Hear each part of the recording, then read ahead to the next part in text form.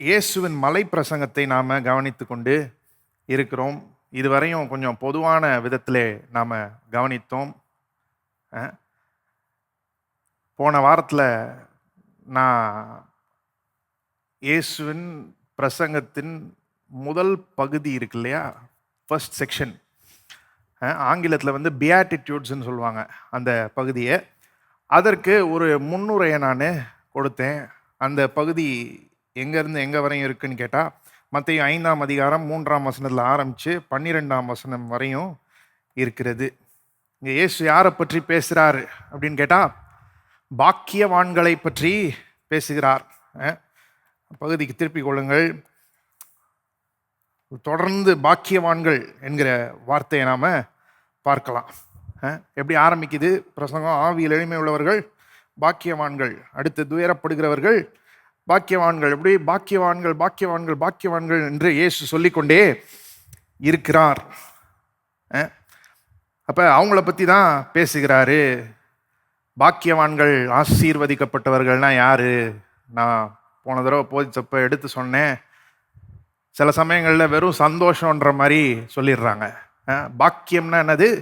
சந்தோஷம் அப்படின்னு சொல்லிடுறாங்க. நான் இல்லைன்னு சொல்லலை. உண்மையான சந்தோஷம் யாருக்கு இருக்கிறதுன்னு கேட்டால், இவங்களுக்கு தான் இருக்கிறது. இந்த உலகம் வந்து சந்தோஷத்தை தரேன்னு ப்ராமிஸ் பண்ணும், வாக்கு பண்ணும். ஆனால் அது நிலையான சந்தோஷம் கிடையாது, நிரந்தரமான சந்தோஷம் கிடையாது. வேதம் நமக்கு கொடுக்கிற சந்தோஷம் வந்து நிரந்தரமான சந்தோஷம். அப்போ இந்த பாக்கியவான்கள் சந்தோஷமானவங்க தான், இல்லைன்னு சொல்லலை. ஆனால் அதை பார்க்கலும் மேலான ஒரு காரியத்தை பற்றி இந்த பாக்கியவான்கள்ன்ற வார்த்தை பேசுகிறது. எதை பற்றி பேசுகிறது? தேவனால் அங்கீகரிக்கப்படுவதை பற்றி பேசுகிறது. எல்லாரும் சொல்லுவோம் தேவனால் அங்கீகரிக்கப்படுவது, அதை பற்றி தான் அது பேசுகிறது. இதை நாம் போன தடவை பார்த்தோம். இந்த தேவனால் அங்கீகரிக்கப்பட்டவர்கள் பாக்கியவான்கள், இவங்க தான் பரலோக ராஜ்யத்தையும் சுதந்திரிக்க போகிறார்கள். வேற வார்த்தைகளில் சொல்லணும்னா, இயேசு யாரை பற்றி பேசிட்டு இருக்கிறாரு? விசுவாசிகளை பற்றி பேசி கொண்டிருக்கிறார். இல்லாட்டி இப்படி சொல்லலாம், அவங்களையும் என்னையும் பற்றி அவர் பேசிக்கொண்டு இருக்கிறார். நான் போன ஸ்டடியில் சொன்னேன், எப்படி நாம் இந்த பகுதியை படிக்கிறதுக்கு முன்னாடி ஒரு சில பொதுவான கோட்பாடுகளை கற்றுக்கொள்ள வேண்டும் என்று. இந்த மத்தேயு 5ஆம் அதிகாரம் 3ஆம் வசனத்திலிருந்து 12ஆம் வசனம் வரையும் போகுது இல்லையா, அந்த பகுதியை படிக்கிறதுக்கு முன்னாடி ஒரு சில பொதுவான கோட்பாடுகளை நாம் கற்றுக்கொள்ள வேண்டும் என்று சொன்னேன். அதை தான் நம்ம போன ஸ்டடியில் செய்தோம். அந்த பொதுவான கோட்பாடுகளை நாம் என்ன செய்தோம்? கற்றுக்கொண்டோம். இன்றைக்கு நாம் இயேசுவின் பிரசங்கத்துக்குள்ளேயே போக போகிறோம். திரும்ப பேர் சந்தோஷமாக இருக்கிறீங்க? ஆமேன். சரி, மத்தேயு 5ஆம் அதிகாரம் 3ஆம் வசனம். மத்தேயு 5:3. ஆவியில் எளிமை உள்ளவர்கள் பாக்கியவான்கள், பரலோக ராஜ்யம் அவர்களுடையது. ஆவியில் எளிமை உள்ளவர்கள் பாக்கியவான்கள், பரலோக ராஜ்யம் அவர்களுடையது. யார் பாக்கியவான்கள்? யார் தேவனால் ஏற்றுக்கொள்ளப்பட்டவர்கள்? அவங்களுடைய குணாதிசயம் என்ன? அவங்க ஆவியிலே எளிமை உள்ளவர்கள். எல்லாரும் சொல்லுவோம் ஆவியிலே எளிமை உள்ளவர்கள். வேற வார்த்தைகள் சொல்லணும்னா இப்படி சொல்லலாம், அவர்கள் ஆவியிலே ஏழ்மை உள்ளவர்கள். அவர்கள் ஆவியிலே ஏழ்மை உள்ளவர்கள். அல்லது இப்படி சொல்லலாம், அவங்க ஆவியில் தரித்திரர். ஆவியில் தரித்திரர். எல்லாம் சொல்லுவோம் ஆவியில் தரித்திரர். இந்த வசனத்தை கவனிக்க ஆரம்பிக்கும் போதே சொல்ல வேண்டியது அவசியமா இருக்குது. ஏனென்றால் நான் அன்னைக்கு ஒருத்தர் போதிக்கிறத கேட்டிருந்தேன் பாருங்க. அவர் சொல்றாரு, ஆவியில் எளிமைன்றது வேற, ஆவியில் தரித்திரம்ன்றது வேற. மத்தேயு 5ஆம் அதிகாரம் 3ஆம் வசனத்துல இயேசு எதை பற்றி பேசுறாரு? ஆவியில் எளிமையை பற்றி தான் பேசுறாரு ஒழிய ஆவியில் தரித்திரத்தை பற்றி பேசவில்லை அப்படின்னு ஒருத்தர் சொல்லிட்டு இருந்தாரு. இந்த மாதிரி சில போதகர்கள் இருக்காங்க பாருங்க, ஜனங்களை குழப்புறதுல ரொம்ப கை தேர்ந்தவர்கள். ஆனால் ஆவியில் எளிமையும் ஆவியில் தரித்திரமும் ஒரே காரியம்தான். ரெண்டும் ஒரே காரியத்தை பற்றி தான் பேசுகிறது. அதை முதல்ல நான் தெளிவுபடுத்த விரும்புகிறேன். ஒரு ஆங்கில மொழிபெயர்ப்பை வாசிச்சாலே தெளிவாக விளங்கிடும். ஒரு ஆங்கில மொழிபெயர்ப்புலேருந்து இந்த வசனத்தை வாசிக்கிறேன் பாருங்க. இஎஸ்வி, இங்கிலீஷ் ஸ்டாண்டர்ட் வெர்ஷன் என்று சொல்லப்படுகிற ஒரு ஆங்கில மொழிபெயர்ப்பிலிருந்து இந்த வசனத்தை நான் வாசிக்கிறேன். மத்தேயு 5:3. அப்புறம் அப்படியே மொழிபெயர்க்கிறேன். Blessed are the poor in spirit, for theirs is the kingdom of heaven. Blessed are the poor in spirit. Poor in spiritனா என்னது? தமிழ்ல சொல்றேன். poor in spiritனா ஆவியில் தரித்திரர். ஆவியில் தரித்திரர். அப்ப வேத ஆதாரத்தின்படி ஆவியில் எளிமை வேற, ஆவியில் தரித்திரம் வேற அப்படின்னு சொல்லவே முடியாது. அதுக்கு வேத ஆதாரம் கிடையாது. ரெண்டுமே ஒண்ணுதான், ஒரே காரியத்தை பற்றி தான் பேசுகிறது. இதை பற்றி தான் இயேசு மத்தேயு 5:3 பேசுகிறார். சரி, அப்ப ஆவியில் எளிமை அல்லது ஆவியில் தரித்திரம் என்றால் என்ன என்பதை நாம புரிந்து கொள்ள வேண்டும். ஏன்னா அவங்கள பற்றி தான் இயேசு சொல்றாரு, அவர்கள் பாக்கியவான்கள், பரலோக ராஜ்யம் அவர்களுடையது என்று. அப்ப இந்த ஆவியில் எளிமை அல்லது ஆவியில் தரித்திரம்னா என்ன நம்ம புரிந்து கொள்ள வேண்டும். அதை புரிந்து கொள்வது அவசியமாய் இருக்கிறது. அது என்ன அப்படின்றத பற்றி பேசுறதுக்கு முன்னாடி அது என்ன இல்லை அப்படின்றத பற்றி நான் பேச விரும்புகிறேன். ஆவியில் எளிமை அல்லது ஆவியில் தரித்திரம் என்றால் என்ன இல்லை, அதை பற்றி தான் இன்றைக்கு நான் பேச விரும்புகிறேன். ஆவியில் எளிமை அல்லது ஆவியில் தரித்திரம் என்பது பொருளாதார தரித்திரம் கிடையாது. ஆவியில் எளிமை அல்லது ஆவியில் தரித்திரம் என்பது பொருளாதார தரித்திரம் கிடையாது. சில சமயங்களில் ஜனங்கள் இந்த வசனத்தை பார்க்குறாங்க, மத்தேயு 5:3 பார்க்குறாங்க. அதுக்கு ஒத்த பகுதி இருக்கு பாருங்க, லூக்கா சுவிசேஷத்தில். லூக்கா 6:20 வாசிப்போம். லூக்கா 6:20. அப்பொழுது அவர் தம்முடைய சீஷர்களை நோக்கி பார்த்து, தரித்திரராகிய நீங்கள் பாக்கியவான்கள், தேவனுடைய ராஜ்யம் உங்களுடையது. தரித்திரராகிய நீங்கள் பாக்கியவான்கள் அப்படின்னு நீங்க வருது. இதை பார்த்துட்டு சிலர் என்ன சொல்றாங்கன்னா, இயேசு இங்க பொருளாதார தரித்திரத்தை பற்றி தான் பேசுகிறாரு. அவங்க தான் பாக்கியவான்கள், அவங்க தான் தேவனால் அங்கீகரிக்கப்பட்டவர்கள், தேவனுடைய ராஜ்யம் அவர்களுடையது தான் அப்படின்னு சொல்றாருன்னு சொல்றாங்க.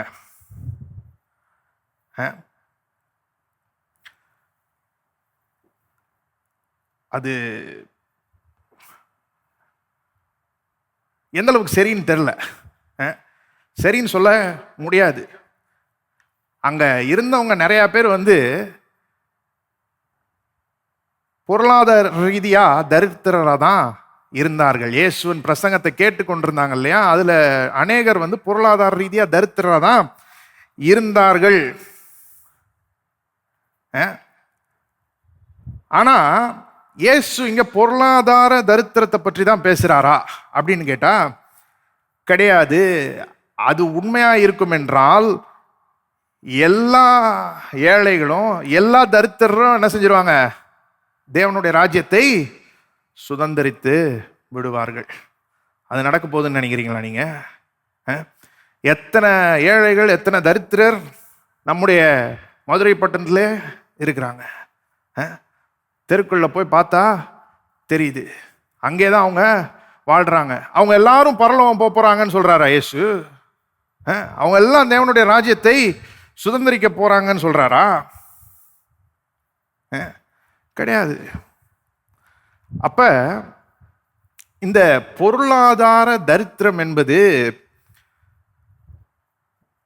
பரலோக ராஜ்யத்தை அல்லது தேவனுடைய ராஜ்யத்தை சுதந்திரிப்பதற்கு ஒரு குவாலிஃபிகேஷன் கிடையாது. பொருளாதார தரித்திரம் என்பது தேவனுடைய ராஜ்யத்தை, பரலோக ராஜ்யத்தை சுதந்திரிப்பதற்கு ஒரு தகுதி கிடையாது. நாம் இப்படி சொல்லும்போது அநேகர் ஆச்சரியப்படுறாங்க. அது ஏன்னு புரியுது. ஏன்னா அவங்களுக்கு என்ன போதிக்கப்பட்டிருக்குது? வாழ்நாளெல்லாம் அவங்களுக்கு என்ன போதிக்கப்பட்டிருக்கிறது? தரித்திரர் தான் பரலோக ராஜ்யத்தை சுதந்திரிக்க போகிறாங்க, தரித்திரர் தான் பரலோகத்துக்கு போய் சேர போகிறாங்க, ஐஸ்வர்யவான்கள் போக மாட்டாங்கன்னு அவங்களுக்கு போதிக்கப்பட்டிருக்கிறது. அதனால தான் நம்ம இப்படி சொல்லும்போது பொருளாதார தரித்திரம் என்பது பரலோக ராஜ்யத்தை சுதந்திரிப்பதற்கு ஒரு குவாலிஃபிகேஷன் கிடையாது, ஒரு தகுதி கிடையாதுன்னு சொல்லும்போது அவங்களுக்கு ரொம்ப ஒரு ஆச்சரியமாக அது இருக்கிறது. அப்போ நாம் இப்படி சொல்லும்போது அவங்களுக்கு பல கேள்விகள், பல சந்தேகங்கள். நான் யாரை பற்றி பேசுகிறேன்னா உண்மையான விசுவாசிகளை பற்றி தான் பேசுகிறேன். அவங்களுக்கு சில உண்மையான கேள்விகள். அதில் 2 முக்கியமானவற்றை பற்றி மாத்திரம் நான் இன்றைக்கு பேச விரும்புகிறேன். ஒரு கேள்வி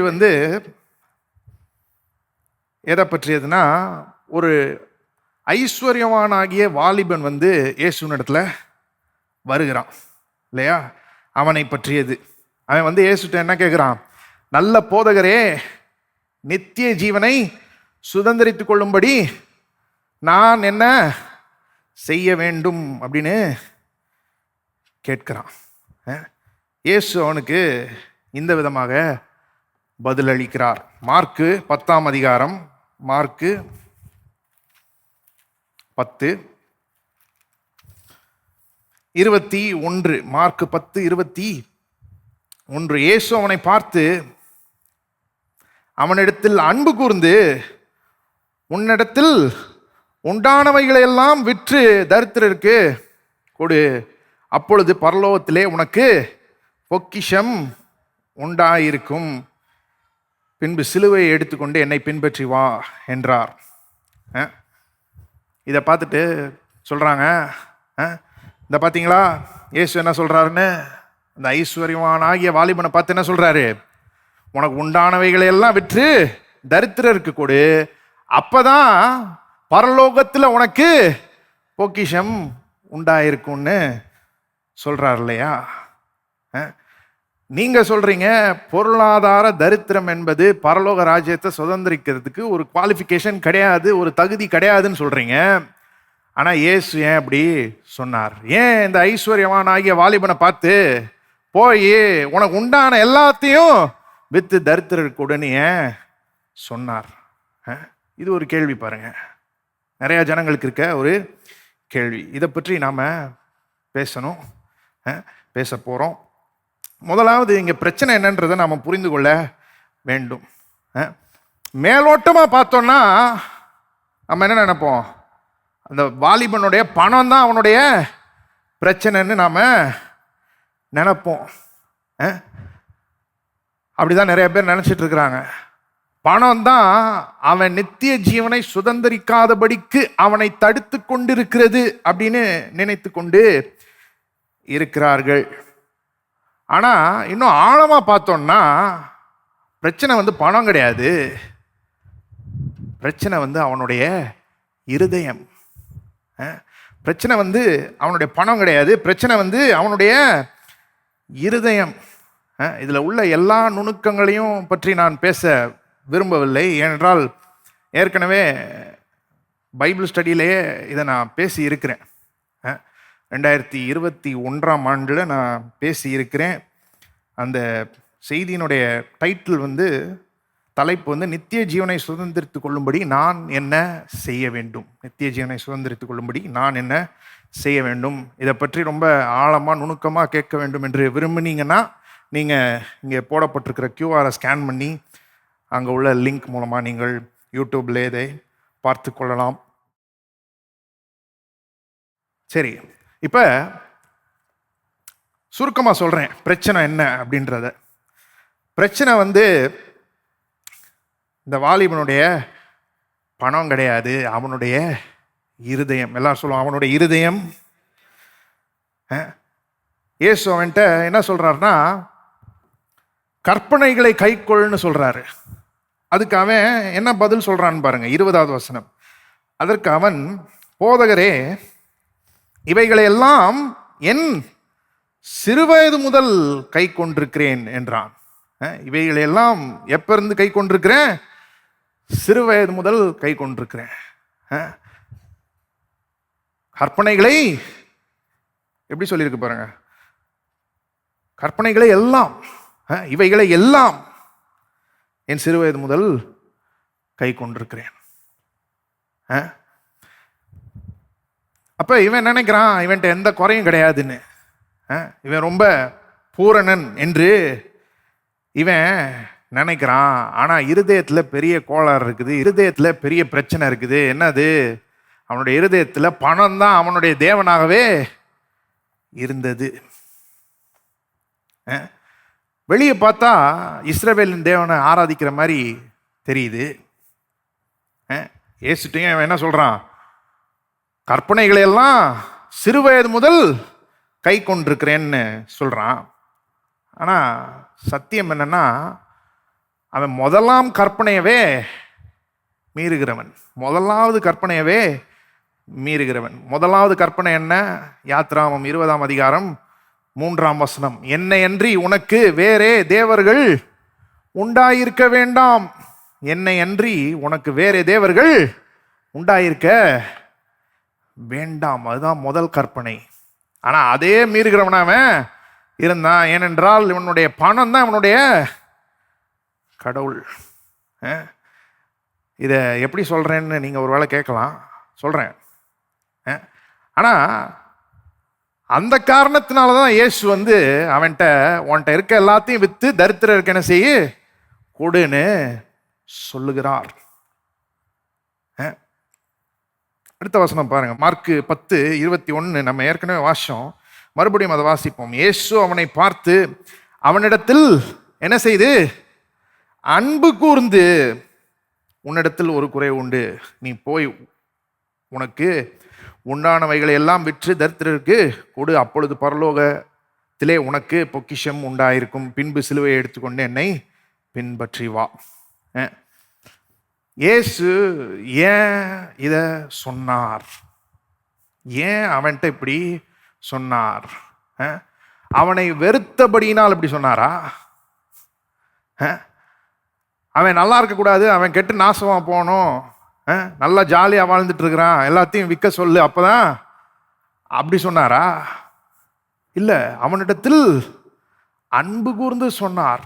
அவன் நல்லா இருக்கணும்னு அவர் விரும்பினபடினாலே சொன்னார்.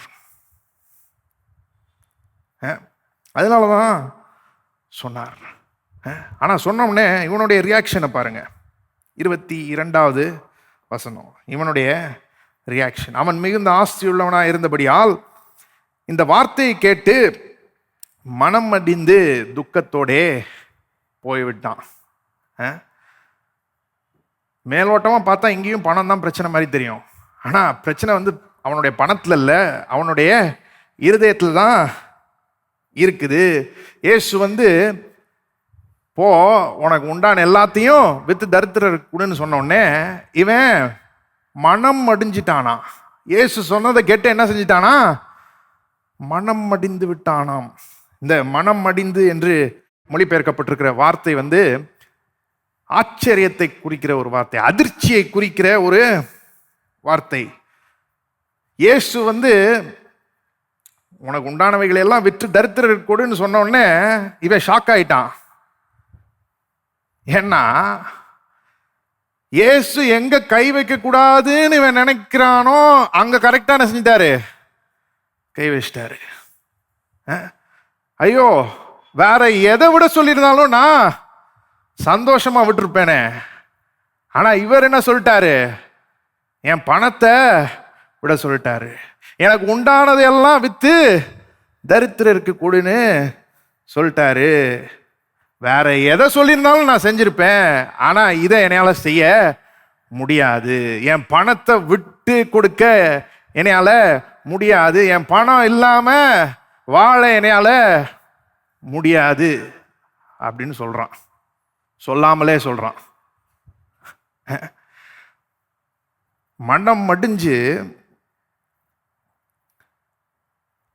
அப்படியே துக்கத்தோடே போய்விட்டான்னு வாசிக்கிறோம். ஒரு மாதிரி சஞ்சலம் அடைஞ்சு துக்கம் அடைஞ்சு அப்படியே போயிடுறான். இப்போ ஏன் அவனுடைய பணம் தான் அவனுடைய தேவனாக இருந்ததுன்னு சொல்கிறோம்? ஏதாவது ஒரு காரியத்தை பார்த்து இந்த காரியத்தை மட்டும் என்னையால விட முடியாதுங்க,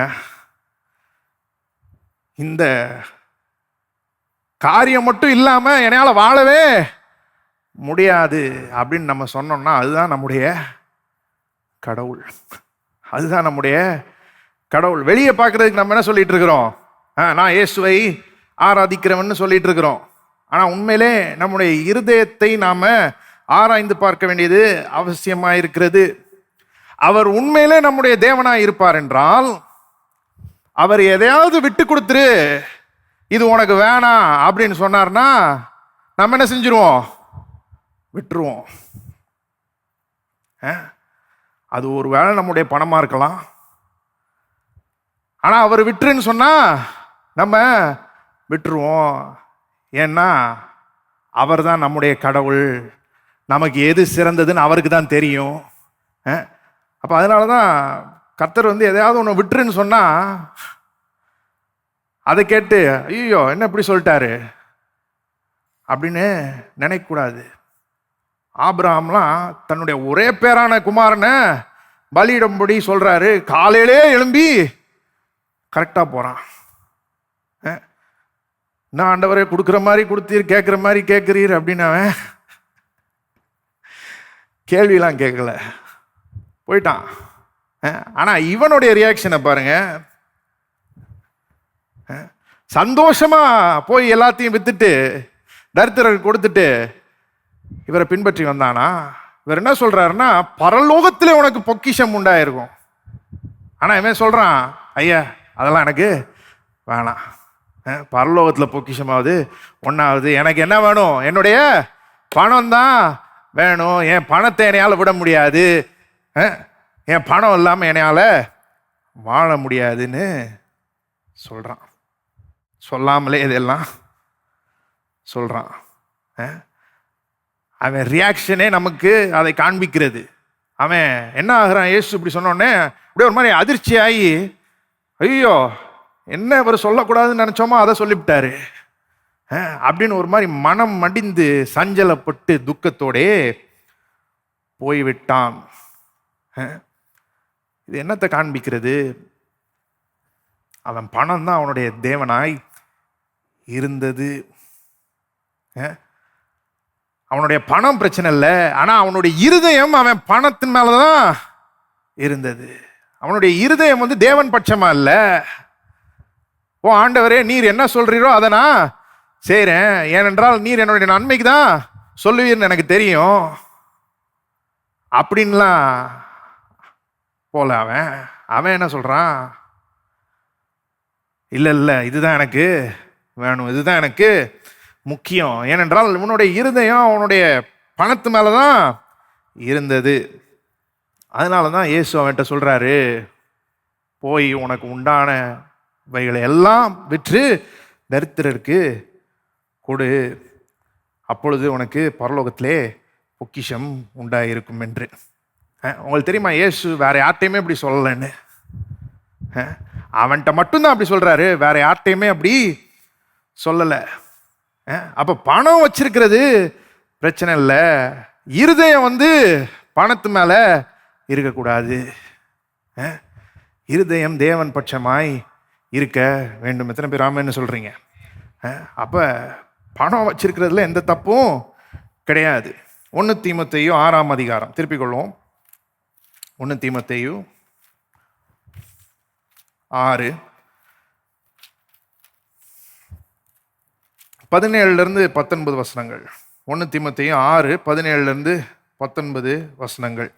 இவ்வுலகத்திலே ஐஸ்வர்யம் உள்ளவர்கள் இருமாப்பான சிந்தையுள்ளவர்களாய் இராமலும் நிலையற்ற ஐஸ்வர்யத்தின் மேல் நம்பிக்கை வையாமலும் நாம் அனுபவிப்பதற்கு சகலவித நன்மைகளையும் நமக்கு சம்பூர்ணமாய் கொடுக்கிற ஜீவனுள்ள தேவன் மேல் நம்பிக்கை வைக்கவும் நன்மை செய்யவும் நற்கிரியைகளில் ஐஸ்வர்யவான்களாகவும் தாராளமாய் கொடுக்கிறவர்களாகவும் உதார குணமுள்ளவர்களுமாய் இருக்கவும் நித்திய ஜீவனை பற்றி கொள்ளும்படி வருங்காலத்திற்காக தங்களுக்கு நல்ல ஆதாரத்தை பொக்கிஷமாக வைக்கவும் அவர்களுக்கு கட்டளையிடு.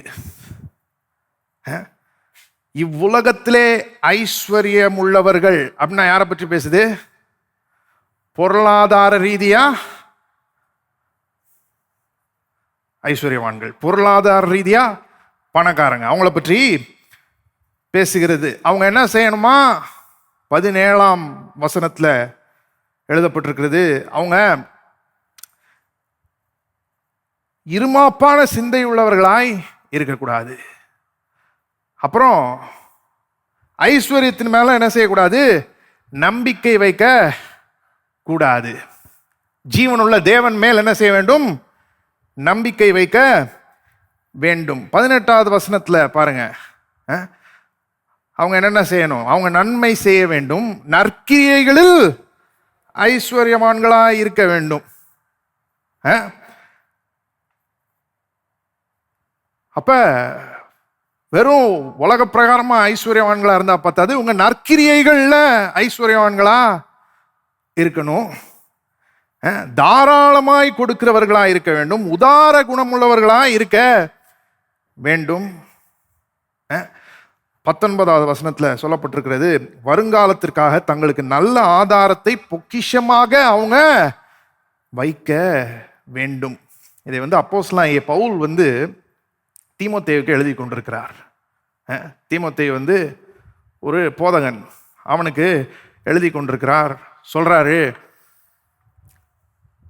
ஐஸ்வர்யவான்கள், இவ்வுலகத்திலே ஐஸ்வர்யம் உள்ளவர்கள், பணக்காரங்க, இதையெல்லாம் செய்ய வேண்டும், இதையெல்லாம் செய்யும்படியாக அவர்களுக்கு கட்டளையிடு. 19ஆம் வசனத்துல பாருங்க, கடைசி 2 வார்த்தைகள், அவர்களுக்கு கட்டளையிடு. அவங்க என்ன செய்யணும்னு கட்டளையிடு?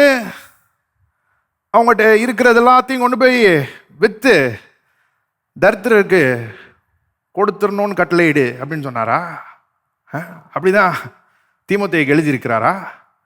இல்லை.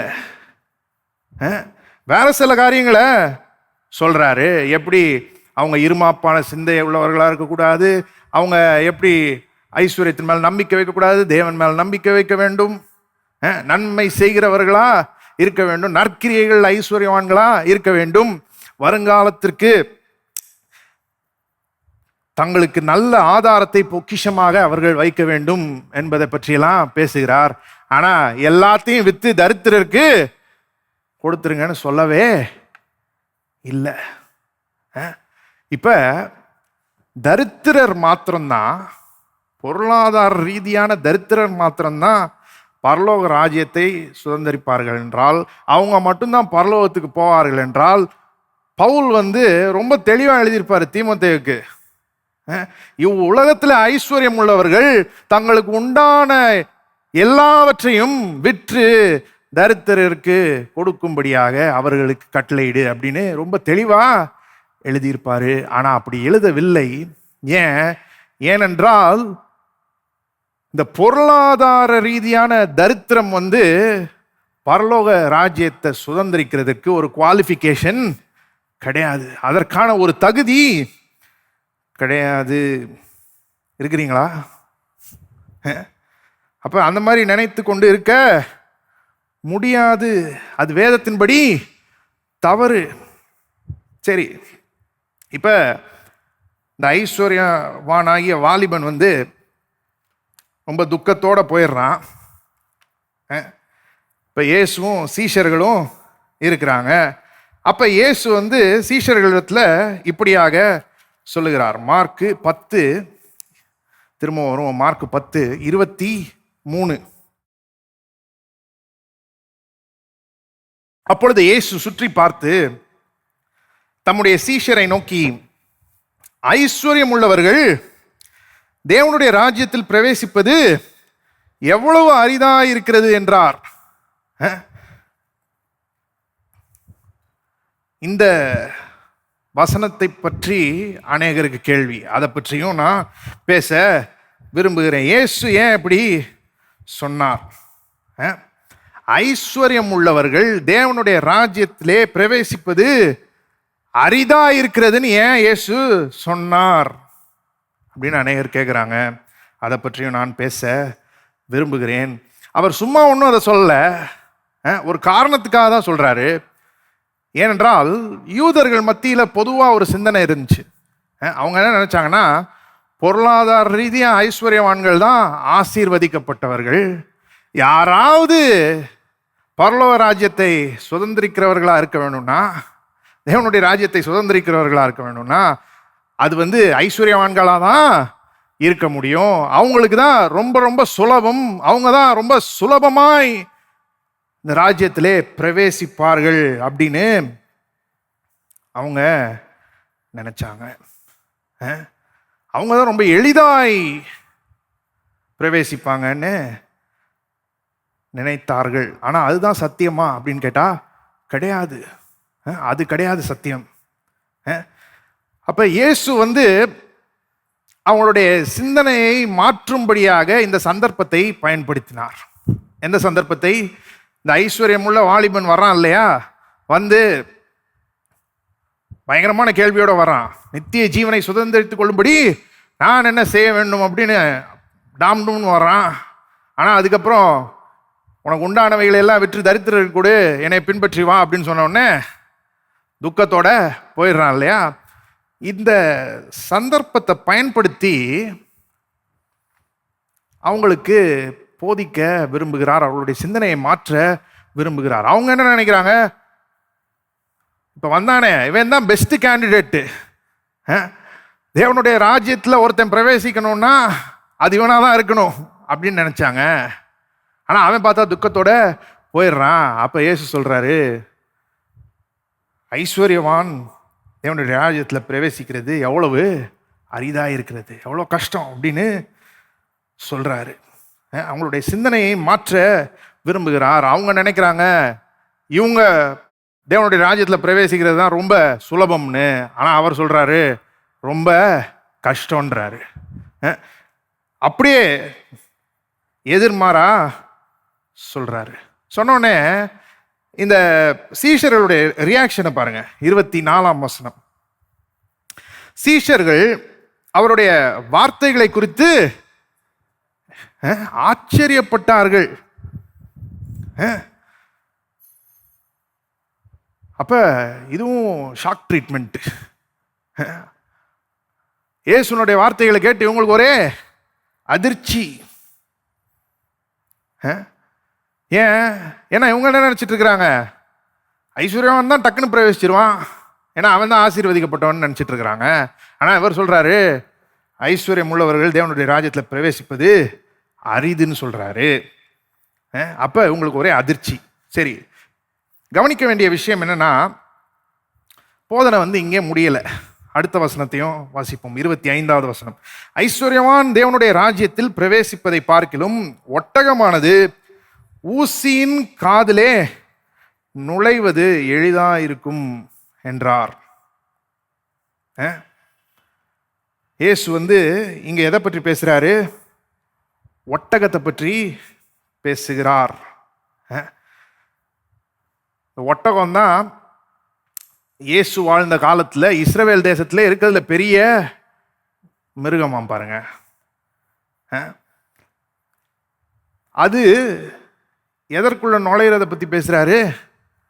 ஊசியின் காதுக்குள்ள நுழையிறத பற்றி பேசுகிறார். இத்தனை பேர் ஊசியின் காது பார்த்துருக்குறீங்க? தையெல்லாம் பண்ணால் பார்த்துருப்பீங்க இல்லையா? அது எவ்வளோ சின்னதாக இருக்கும்னு பார்த்துருக்குறீங்களா? அதுக்குள்ள அந்த குட்டி நூல் உள்ளே போகிறதுக்கே அவ்வளோ கஷ்டம். அதே ஒரு 4 தடவை பிடிச்சி இப்படி விட்டால் தான் கரெக்டாக உள்ளே போகும். ரொம்ப சிறிய ஒரு துவாரம். அதுக்குள்ள ஒட்டகம் போகிறத பற்றி இயேசு பேசிக்கொண்டு இருக்கிறார். அப்போ இருக்கிறதுல பெரிய மிருகம், இருக்கிறதுல சிறிய துவாரத்துக்குள்ள போகிறத பற்றி, நுழையிறத பற்றி பேசிக்கொண்டு இருக்கிறார். இப்போ கேள்வி இதுதான், ஒட்டகம் ஊசியின் காதுக்குள்ள நுழைய முடியுமா, நுழைய முடியாதா? சொல்லுங்க. நுழைய முடியாது. ஒட்டகம் ஊசியின் காதுக்குள்ள நுழைய முடியுமா? நுழைய முடியாது. நுழைய முடியவே முடியாது. ஒரு சின்ன பிள்ளைகிட்ட போய் கேட்டாலே அது என்ன சொல்லிடும்? வாய்ப்பே கிடையாது, சான்ஸே கிடையாதுன்னு சொல்லிடும் இல்லையா?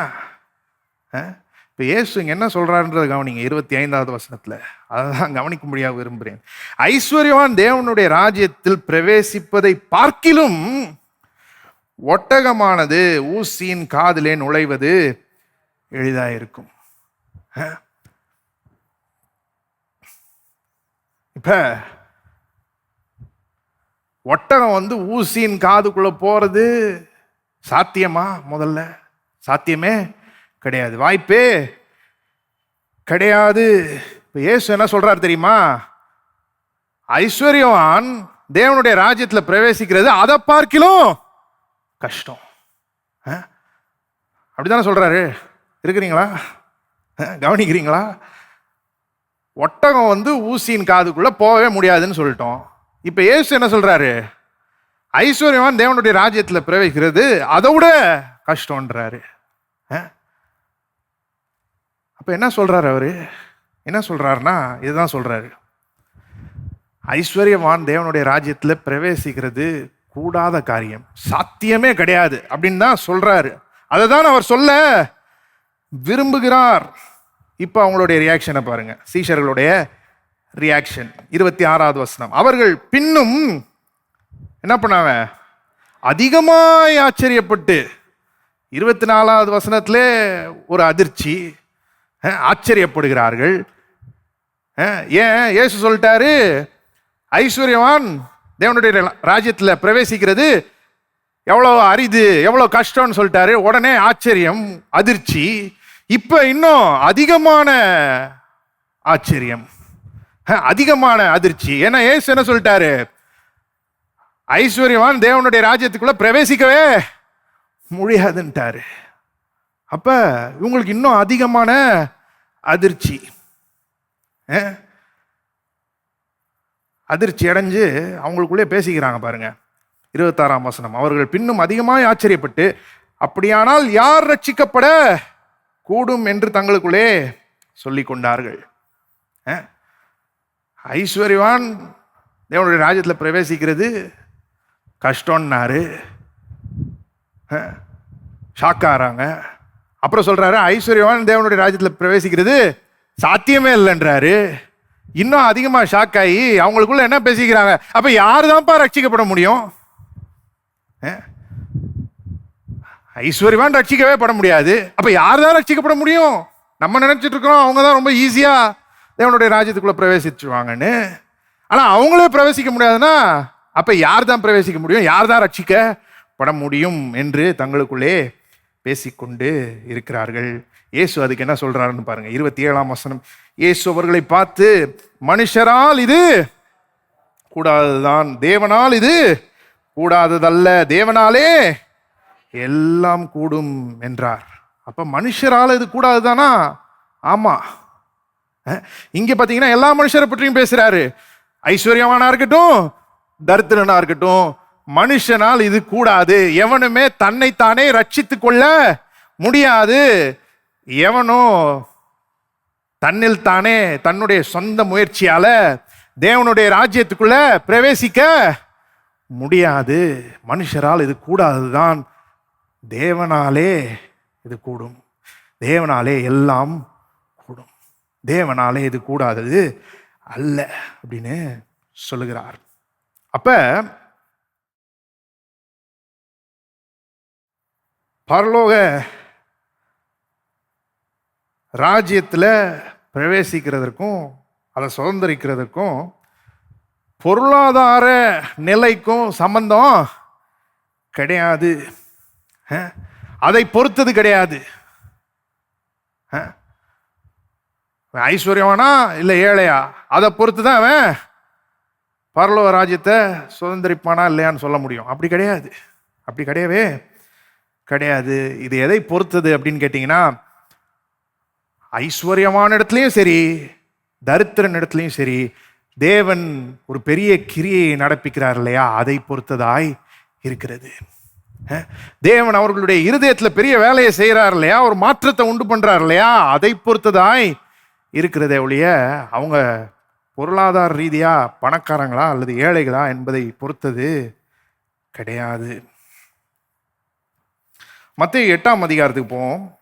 ஒரு வசனத்தை நாம பார்க்க வேண்டும் என்று நான் விரும்புகிறேன். மத்தேயு 8:11.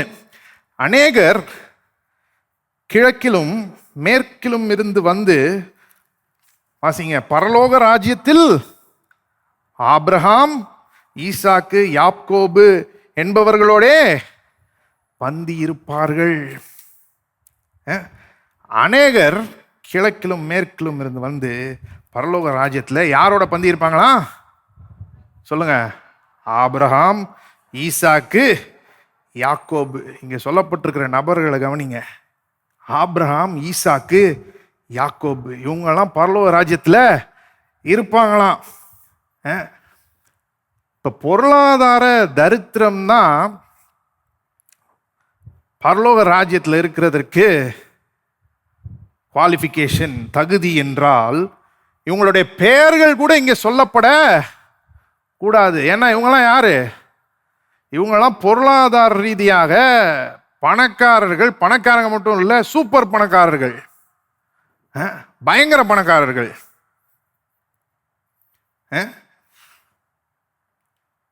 ஆனா அதே நேரத்தில் ஏழை மக்களும் அங்க வருவாங்க, அவங்களோட பந்தி இருப்பாங்க. யார் மாதிரி மக்கள்? லாசருவ மாதிரி மக்கள். ஏழை லாசருவை பற்றி வாசிச்சிருக்கிறோம் இல்லையா?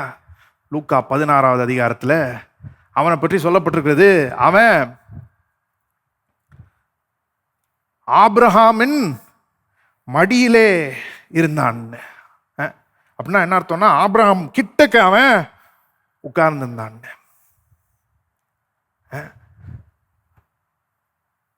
ஆபிரகாம் பக்கத்தில் அவன் உட்கார்ந்துருந்தான்.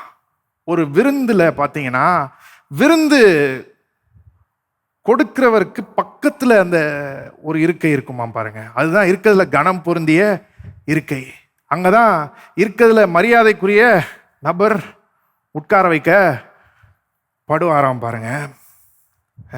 அந்த விருந்தளிப்பவருக்கு பக்கத்தில் உட்கார்ந்துருப்பாராம். அந்த மாதிரி லாசரு ஆபிரகாம் பக்கத்தில் என்ன செஞ்சிருக்கிறான்? உட்கார்ந்துருக்கிறான்.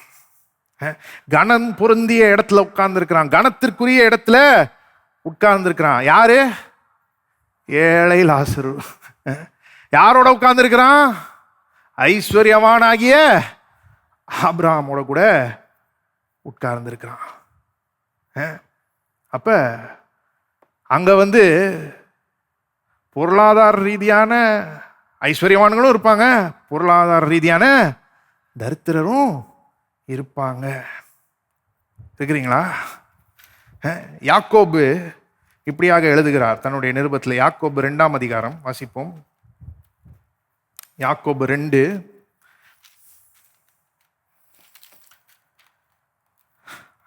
வசனம். என் பிரியமான சகோதரரே கேளுங்கள், தேவன் இவ்வுலகத்தின் தரித்திரரை விசுவாசத்தில் ஐஸ்வர்யவான்களாகவும் தம்மிடத்தில் அன்பு கூறுகிறவர்களுக்கு தாம் வாக்குத்தத்தம் பண்ணின ராஜ்யத்தை சுதந்திரிக்கிறவர்களாகவும் தெரிந்து கொள்ளவில்லையா? இங்க ஒரு சில மக்களை பற்றி பேசுகிறார் யாக்கோபு. சொல்றாரு, அவங்க இவ்வுலகத்தின் தரித்திரர். அப்படின்னா என்ன அர்த்தம்? பொருளாதார ரீதியா அவங்க தரித்திரர். ஆனா அவங்க விசுவாசத்தில் எப்படி இருக்கிறாங்க? ஐஸ்வர்யம் உள்ளவர்களா இருக்கிறாங்க. தேவன் அவர்களை தெரிந்து கொண்டிருக்கிறார். எதற்கு தெரிந்து கொண்டிருக்கிறார்? தம்முடைய ராஜ்யத்தை சுதந்திரிப்பதற்காக தெரிந்து கொண்டிருக்கிறார். அப்ப பரலோக ராஜ்யத்தை யார் சுதந்திரிப்பாங்கன்னு கேட்டீங்கன்னா, பொருளாதார ரீதியா ஐஸ்வர்யவான்களும் சுதந்திரிப்பாங்க, பொருளாதார ரீதியா தரித்திரரும் சுதந்திரிப்பாங்க. அப்ப ஒருவன் பொருளாதார ரீதியா ஐஸ்வர்யமானா தரித்திரனா என்பதற்கும் பரலோக ராஜ்யத்தை சுதந்திரிக்கிறதுக்கும் தொடர்பே இல்லை. சிலர் அப்படி நினைச்சுக்கிறாங்க, தரித்திரம் ஏதோ ஒரு அட்வான்டேஜ் கொடுக்குது.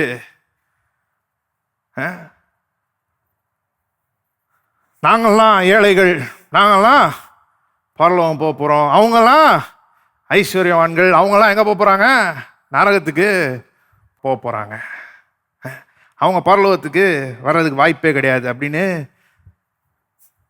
பேசிட்டு இருக்கிறாங்க. ஆனால் அதன் அடிப்படையில் தான் நம்ம பரலோகம் போகிறோமா? கிடையவே கிடையாது. இதை பற்றி ரொம்ப தெளிவாக இருக்க வேண்டும். அதனால தான் பொருளாதார தரித்திரம் ரொம்ப மேன்மையான ஒரு அனுபவம் அப்படின்னு சொல்லிட்டு இருக்க கூடாது, சொல்லி கொண்டிருக்க கூடாது. அது நல்ல காரியமே கிடையாது. சிலர் என்ன சொல்றாங்கன்னா, ஐஸ்வர்யத்தில் பல ஆபத்துகள் இருக்குது இல்லையா அப்படின்றாங்க. ஐஸ்வர்யத்தில் பல ஆபத்துகள் இருந்துச்சுன்னா தரித்திரத்திலையும் பல ஆபத்துகள் இருக்குது. இருக்கிறீங்களா? அதனால தான் பழைய ஏற்பாட்டில் ஆகூர் என்கிற ஒரு மனுஷன் இப்படியாக சொல்லுகிறான். நீதிமொழிகள் 30ஆம் அதிகாரம், நீதிமொழிகள் 30:8-9 வசனங்கள். மாயையும் பொய் வசனிப்பையும் எனக்கு தூரப்படுத்தும், தரித்திரத்தையும் ஐஸ்வர்யத்தையும் எனக்கு கொடாதிருப்பீராக.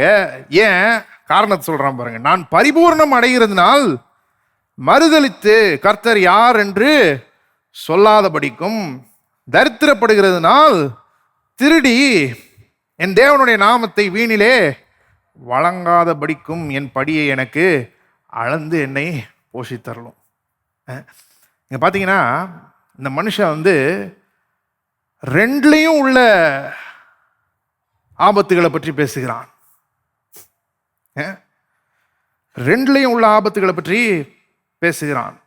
ஐஸ்வர்யத்தில் உள்ள ஆபத்துகளை பற்றியும் பேசுறான், அதே நேரத்தில் தரித்திரத்தில் இருக்கிற ஆபத்துகளை பற்றியும் பேசுகிறான். ரெண்டுலையுமே ஆபத்துகள் இருக்குது. அதனால தான் தரித்திரம் தான் ரொம்ப மேன்மையான அனுபவம். தரித்திரர் தான் பரலோகம் போவாங்க, தரித்திரராக இருந்தால் மட்டும்தான் பரலோக ராஜ்யத்தை சுதந்திரிக்க முடியும்னு சொல்லிட்டு இருக்க கூடாது. அது தவறான கருத்து. ஐஸ்வர்யத்தில் ஆபத்துகள் இருக்குதா? ஆமாம். ஆனால் அதே நேரத்தில் தரித்திரத்துலையும் ஆபத்துகள் இருக்குது. ரொம்ப புவரான ஏரியாவில் போய் பாருங்க, அங்கே தான் கிரைம் ரொம்ப அதிகமாக நடக்கும், குற்றங்கள் ரொம்ப அதிகமாக நடக்கும். அப்போ தரித்திரம் எந்த விதத்துலையும் மேன்மை கிடையாது. பரலோகம் போய் சேர்க்கிற விஷயத்துலையும் தரித்திரத்தில், பொருளாதார தரித்திரத்தில் எந்த அட்வான்டேஜும் கிடையாது. இருக்கிறீங்களா? புரியுதா? அப்போ பெரிய சம்பந்தம் ஒன்றும் இல்லை எதுக்கும். ஒருத்தன் பொருளாதார ரீதியாக ஐஸ்வர்யவானா அல்லது தரித்திரனா என்பதற்கும் பரலோக ராஜ்யத்தை சுதந்திரிக்கிறதுக்கும் கனெக்ஷன் ஒன்றும் இல்லை. சரி, அப்போ இதுதான் முதலாவது நான் சொல்ல வேண்டிய காரியம். ஆவியில் எளிமை அல்லது ஆவியில் தரித்திரம் என்பது பொருளாதார தரித்திரம் அல்ல. ஆவியில் தரித்திரம் என்பது பொருளாதார தரித்திரம் அல்ல. இரண்டாவது, ஆவியில் எளிமை அல்லது ஆவியில் தரித்திரம் என்பது ஆவிக்குரிய விழிப்புணர்வு இல்லாமல் இருப்பது கிடையாது. ஆவிக்குரிய விழிப்புணர்வு இல்லாமல் இருப்பது கிடையாது. ஆவியில் எளிமை அல்லது ஆவியில் தரித்திரம் என்பது ஆவிக்குரிய விழிப்புணர்வு இல்லாமல் இருப்பது கிடையாது. வேதம் சொல்லுகிறது 2 தீமோத்தேயு 3ஆம் அதிகாரத்தில் பார்த்தீங்கன்னா, வேத வாக்கியங்கள் நம்மை ரட்சிப்புக்கேற்ற ஞானமுள்ளவர்கள் ஆக்குகிறது என்று. ரட்சிப்புக்கேற்ற ஞானத்தை வேத வாக்கியங்கள் நமக்கு தருகிறதா? அப்படிதான் நம்ம ரட்சிக்கப்பட்டோம். ஆனால் ரட்சிக்கப்பட்ட பிறகும் நாம் என்ன செய்ய வேண்டும் என்றால் ஆவிக்குரிய ரீதியாக வளர வேண்டும், முதிர்ச்சி அடைய வேண்டும். எல்லாரும் சொல்லுவோம், ஆவிக்குரிய ரீதியாக வளர வேண்டும், முதிர்ச்சி அடைய வேண்டும். அப்போஸ்தலனாகிய பவுல் அதை பற்றி பேசுறாரு பாருங்க. எபேசியர் 4ஆம் அதிகாரம், எபேசியர் 4:14-15 வசனங்கள் வாசிக்கிறேன். நாம் இனி குழந்தைகளாயிராமல், எடுத்துட்டீங்களா, மனுஷருடைய சூதும் வஞ்சிக்கிறதற்கு ஏதுவான தந்திரமுள்ள போதகமாகிய பலவித காற்றினாலே அலைகளைப் போல அடிபட்டு அலைகிறவர்களாயிராமல் அன்புடன் சத்தியத்தை கைக்கொண்டு தலையாகிய கிறிஸ்துவுக்குள் எல்லாவற்றிலேயும் நாம் வளருகிறவர்களாயிருக்கும்படியாக அப்படி செய்தார். எப்படி செய்தார்னா 13வது வசனத்தில் வாசிச்சு பார்த்தீங்கன்னா, எப்படி இயேசு அப்போஸ்தலர், தீர்க்கதரிசிகள், சுவிசேஷகர், மெய்ப்பர், போதகர் இவர்களெல்லாம் ஏற்படுத்தி இருக்கிறார் என்பதை பற்றி பேசுகிறாரு. இதெல்லாம் எதுக்குன்னா 15வது வசனத்தில் வாசிக்கிறோம் பாருங்க. தலையாகிய கிறிஸ்துவுக்குள் எல்லாவற்றிலேயும் நாம் வளருகிறவர்களாய் இருக்க வேண்டும். எல்லாரும் சொல்லுவோம், தலையாகிய கிறிஸ்துவுக்குள் எல்லாவற்றிலேயும் நாம் வளருகிறவர்களாய் இருக்க வேண்டும். ஏன் வளருகிறவர்களாய் இருக்க வேண்டும்? அப்பதான் ஆவிக்குரிய குழந்தைத்தனத்தெல்லாம் நாம் என்ன செய்வோம்? விட்டு ஒழிப்போம். அப்பதான் ஆவிக்குரிய குழந்தைத்தனத்தெல்லாம் நாம விட்டு ஒழிப்போம். அதுதான் 14வது வசனத்தில் நாம வாசிக்கிறோம். சில கிறிஸ்தவர்கள் வளர்றதே கிடையாது. அவங்ககிட்ட ஆவிக்குரிய குழந்தைத்தனத்தை பார்க்கிறோம். குழந்தைத்தனம்னா அது வேற, குழந்தைய போல ராஜ்யத்துக்குள்ள பிரவேசிக்கிறது வேற. குழந்தைத்தனம்னா உங்களுக்கு தெரியும் இல்லையா? குழந்தைகளுக்கு இருக்கிற சில இருக்கக்கூடாத கேரக்டரிஸ்டிக்ஸ் வளர்ந்தவங்ககிட்ட சில கேரக்டரிஸ்டிக்ஸ் இருக்குது. அது குழந்தைகள்கிட்ட காணப்பட்டால் பரவாயில்ல, ஆனால் வளர்ந்தவங்ககிட்ட அது இருக்க கூடாது. அந்த மாதிரி காரியத்தை பற்றி இங்கே பேசுகிறது. அப்பதான் ஆவிக்குரிய குழந்தைத்தனத்தெல்லாம் நாம விட்டு ஒழிப்போம். சிலர் வளர்றதே இல்லை. ஆவிக்குரிய குழந்தைத்தனத்தை அவங்ககிட்ட பார்க்க முடியுது. ஒவ்வொரு வஞ்சிக்கிற உபதேசம் வரும்போதும் அவங்க வஞ்சிக்கப்பட்டு போயிடுவாங்க. ஒவ்வொரு வஞ்சிக்கிற உபதேசம் வரும்போதும் அவங்க அடிபட்டு அலைகிறவர்களாய் இருக்கிறார்கள். எப்படி காத்து அலைகளை போட்டு அங்கிட்டு இங்கிட்டும் அடிக்குதோ, அந்த மாதிரி ஒவ்வொரு வஞ்சிக்கிற உபதேசம் வரும்போதும் இவங்க அப்படியே அடிபட்டு அலைவாங்க. சாவாம இப்பொழுதே அப்படின்னு சொன்னா உடனே பின்னாடியே போயிடுறது. அப்புறம் மிரக்கிள் மணி, அற்புத பணம், இது ஒரு மோகம் பாருங்க. அதாவது தேவன் அற்புதமாய் நம்முடைய தேவைகளை சந்திப்பார்னு சொல்றது வேற. ஆனா இவங்க என்ன சொல்றாங்க? அற்புதமா உன் பர்ஸ்ல என்ன செஞ்சிடும்? காசு வந்துடும். அற்புதமா உன் பேங்க் அக்கௌண்ட்ல என்ன செஞ்சிடும்? காசு வந்துடும். உடனே அது பின்னாடி போயிடுறது. ஒவ்வொரு வஞ்சிக்கிற உபதேசம் வரும்போதும் அதனால வஞ்சிக்க படுகிறார்கள். ஏனென்றால் அவங்களுக்கு என்ன இல்லை? ஆவிக்குரிய விழிப்புணர்வு இல்லை. எல்லாம் சொல்லுவோம், ஆவிக்குரிய விழிப்புணர்வு இல்லை. ஆவிக்குரிய விழிப்புணர்வு உள்ளவர்களாய் நாம இருக்க வேண்டும். அப்படி வஞ்சிக்கப்பட்டு போறவங்களை பார்த்து இவங்க தான் ஆவியில் எளிமை உள்ளவர்கள் நம்ம சொல்ல கூடாது. அது கிடையாது ஆவியில் எளிமை. அதை பற்றி இயேசு பேசவில்லை. ஆவிக்குரிய ரீதியா சிலர் விழிப்புணர்வே இல்லாம இருக்கிறாங்க. ஒவ்வொரு வஞ்சிக்கிற உபதேசம் வரும்போதும் வஞ்சிக்கப்படுகிறார்கள், அப்படியே அடிபட்டு அலைகிறார்கள். ஆனா அவர்களை பற்றி இயேசு இங்க பேசவில்லை. ஆவிக்குரிய விழிப்புணர்வு இல்லாமல் இருப்பது ஆவியில் எளிமை கிடையாது. சரி, மூணாவது, poverty of spirit is not poor spiritedness. ஆவியில் எளிமை அல்லது ஆவியில் தரித்திரம் என்பது புவர் ஸ்பிரிட்டட்னஸ் கிடையாது. புவர் ஸ்பிரிட்டட்னஸ்னா ஒரு மாதிரி ஒரு தைரியமின்மை, ஒரு உற்சாகமின்மை தான் புவர் ஸ்பிரிட்டட்னஸ்ன்னு சொல்லுவாங்க. சிலர் இயற்கையாகவே அப்படி தான் இருப்பாங்க. பார்த்துருக்குறீங்களா அந்த மாதிரி ஆளுங்களை? ரொம்ப அதைரியமாக இருப்பாங்க, அப்படியே ரொம்ப நர்வஸாக இருப்பாங்க, டக்குன்னு கிடுகிடுன்னு ஆடிடுவாங்க ஏதாவது ஒன்றுனா. எந்த கூட்டத்துலேயும் நடுமையத்தில் இருக்க மாட்டாங்க, எங்கேயாவது ஓரத்தில் போய் என்ன செஞ்சுட்டு இருப்பாங்க, நின்றுட்டு இருப்பாங்க. வாழ்க்கையே அதை நம்பி இருந்தாலும் வாயவே திறக்க மாட்டாங்க. இந்த மாதிரி ஆளுங்கள்லாம் பார்த்துருக்குறீங்களா? சிலர் இயற்கையாகவே இந்த விதமாக தான் இருக்கிறாங்க. ஆனால் இயேசு அவர்களை பற்றியும் இங்கே பேசவில்லை. ஆவியிலே எளிமை உள்ளவர்கள்னு அவர்களை பற்றியும் இயேசு இங்கே பேசவில்லை. நான் போன தடவை சொன்னேன், இங்கே இந்த பாக்கியவான்கள் இருக்கிறாங்க இல்லையா, அந்த ஆசீர்வதிக்கப்பட்ட ஜனங்கள், இவங்களுக்கு சில குணாதிசயங்கள் இருக்குது. ஆனால் இதில் எந்த குணாதிசயமும் இயற்கையான குணாதிசயம் கிடையாதுன்னு சொன்னேன்.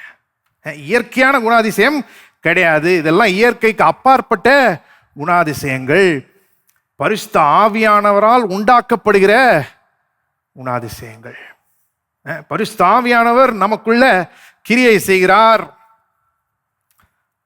அதனால இந்த இயற்கைக்கு அப்பாற்பட்ட குணாதிசயங்கள்லாம் நமக்குள்ளே உண்டாகிறது. அப்ப ஒரு இயற்கையான அதைரியம், ஒரு இயற்கையான உற்சாகமின்மை, இதை ஆவியில் எளிமை அல்லது ஆவியில் தரித்திரம் என்று சொல்ல முடியாது. நாலாவது, poverty of spirit is not false humility. ஆவியில் எளிமை அல்லது ஆவியில் தரித்திரம் என்பது ஒரு மாயமான தாழ்மை கிடையாது. நிறைய பேர் தங்களை பற்றியே சொல்லிக்கிடுவாங்க, நான் ஒன்றுமே இல்லைங்க, நான் ஒன்றுமே இல்லைங்கன்னு சொல்லிட்டே இருப்பாங்க. ஆனால் நீங்கள் அவங்கள பார்த்து ஆமாங்க நீங்கள் ஒன்றுமே இல்லைன்னு சொன்னீங்கன்னா பயங்கரமாக கோபம் வந்துடும். ஏன்னா அவங்க உண்மையிலே ஒன்றும் இல்லைன்னு நினைக்கல, தங்களை பற்றி பெரிய ஆளுன்னு நினைப்பு. ஆனால் வெளியே சொல்கிறது என்ன, நான் ஒன்றும் இல்லைன்னு. ஏன்? அப்போ தான் நம்ம சொல்லுவோம், ஐயோ இல்லை இல்லைங்க, நீங்களாம் பெரிய ஆள், நீங்களாம் அப்படி பேசக்கூடாது, நீங்களாம் எவ்வளோ பெரிய ஆள், நீங்கள் ரொம்ப சூப்பராக்கும்னு நம்ம சொல்லுவோம். அதை எதிர்பார்த்து தான் அப்படி சொல்கிறாங்க. இது மாயமான தாழ்மை, மாயமான தாழ்மை. இது இருதயத்திலிருந்து வருகிற ஒரு காரியம் கிடையாது, சும்மா வெளியே போடப்படுகிற ஒரு நாடகம். நிறைய மக்கள் இந்த மாதிரி நாடகம் போடுறதுல கை தேர்ந்தவர்கள். உண்மையான இருதய மாற்றம் இருக்க மாதிரியே வெளியே நாடகம் போடுறது. சபைக்கு வரும்போது வேற விதமாக உடுத்துவாங்க, சபைக்கு வரும்போது அவங்களுடைய மனப்பான்மையே வேற மாதிரி இருக்கும், அவங்களுடைய நடையே வேற மாதிரி இருக்கும், அப்படியே ரொம்ப தாழ்மையா இருப்பாங்க. ஆனால் எல்லாம் வெறும் ஷோ தான். அவங்க உடுத்துறது வேற மாதிரி இருக்கும், நடக்கிறது வேற மாதிரி இருக்கும், எல்லாம் வேற மாதிரி இருக்கும். ஆனால் எல்லாம் சும்மா வெளிப்பிரகாரமான ஒரு நாடகம். அதனால தான் இந்த காரியங்களை பற்றி நாம் ரொம்ப கரிசனையுடையவர்களாக இருக்க கூடாது. நாம் ஆவியில் எளிமை உள்ளவர்களா இல்லையா என்பது நாம் என்ன உடை போட்டிருக்கோம் அப்படின்றத வச்சு அளவிடப்படுகிறது கிடையாது. இருக்கிறீங்களா? வெளியே ஒயிட் அண்ட் ஒயிட் போட்டுட்டு உள்ள எல்லா விதமான அசுத்தமும் இருக்க சாத்தியக்கூறு இருக்கிறது. அதே போல வெளியே சூட் போட்டுட்டு உள்ள இருதயம் நல்லா இருக்கவும் சாத்தியம் இருக்கிறது. சிலருக்கு இந்த சூட் போட்ட பிரசங்கியார்களை பார்த்தாலே ஒரு கடுப்பு. இவங்கெல்லாம் ஆவியில் எளிமை உள்ளவர்களா? வெளியே பார்த்து சொல்ல முடியாது பாருங்க. அப்ப நாம் என்ன உடுத்தி இருக்கோன்றதை பத்தி ரொம்ப கரிசனைப்பட தேவையில்லை. அது தகுதியுள்ள உடையா இருக்கணும், மற்றவர்களை இடரலடைய செய்யாத உடையா இருக்கணும். அது வரையும் என்ன போட்டாலும் பிரச்சனை இல்லை. எதை குறித்து நாம கரிசனை உடையவர்களாக இருக்க வேண்டும், எதை குறித்து நாம கரிசனை உடையவர்களாக இருக்க வேண்டும் என்று இயேசு விரும்புகிறார்னா, நாம் ஆவியை குறித்து கரிசனை உடையவர்களாய் இருக்க வேண்டும். அப்ப ஒரு மாயமான தாழ்மையை பற்றி இயேசு இங்க பேசல, ஆவியில் எளிமை அல்லது ஆவியில் தரித்திரத்தை பற்றி அவர் இங்கே பேசுகிறார்.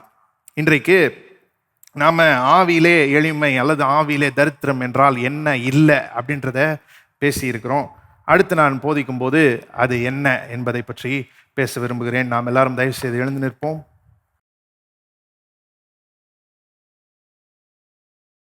பரலோக பிதாவே, ஆண்டவராய் இயேசு நாமத்தில் உம்மிடத்தில் வருகிறோம். உம்முடைய வார்த்தைகளுக்காக உம்மை துதிக்கிறோம் ஆண்டவரே. உம்முடைய வார்த்தையை தெளிவாய் துல்லியமாய் புரிந்து கொள்கிற ஒரு மனதை எங்களுக்கு தாரும். கேட்கிற செவிகள், உணர்கிற இருதயத்தை எங்களுக்கு தாரும். நீ சொன்னதன்படி நடக்க எங்களுக்கு உதவி செய்யும். கேட்கிறவர்களாக மாத்திரமல்ல, அதன்படி செய்கிறவர்களாய் நாங்கள் இருக்க வேண்டும் ஆண்டவரே. அந்த விதத்தில் எங்களை மாற்றுவீராக.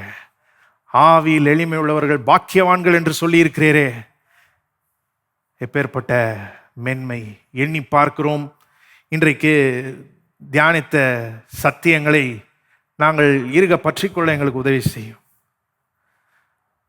தொடர்ந்து எங்களோடும் வழி நடத்தும், காத்துக்கொள்ளும். உமக்கே எல்லா துதிகன மகிமை செலுத்துகிறோம் ஆண்டவராய் இயேசுவின் நாமத்திலே ஜெபிக்கிறோம். ஆமென்.